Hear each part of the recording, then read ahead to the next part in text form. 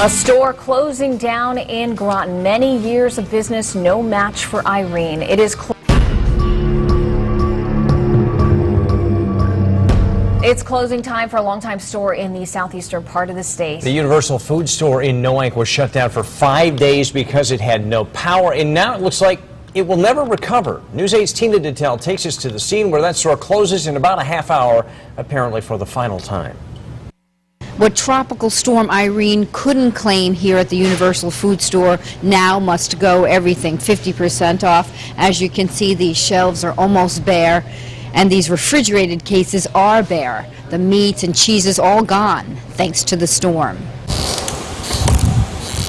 Outside Universal Foods, a piece of siding torn loose by the storm sways in the wind, while inside a so-called hurricane sale is set to clear the shelves once and for all.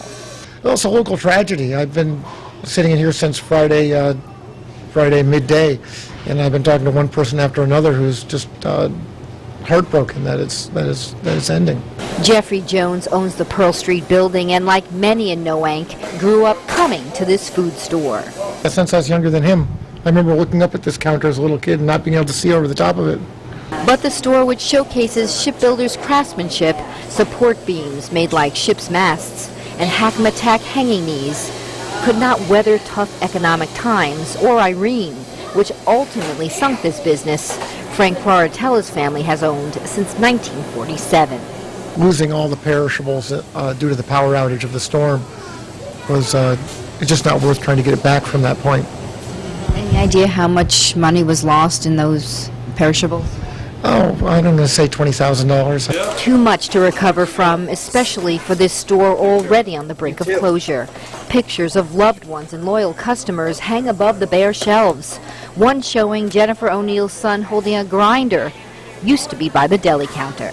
And everybody knew my son as the grinder kid from Frank's, and so we're really going to miss him. There aren't stores like this left anymore. In sort of an odd coincidence, the two cards left on this rack are one showing an outside picture of Universal Food Store, and then down here a Halloween card saying, "Rest in peace." As of 6 o'clock on this Labor Day, this store will close for good.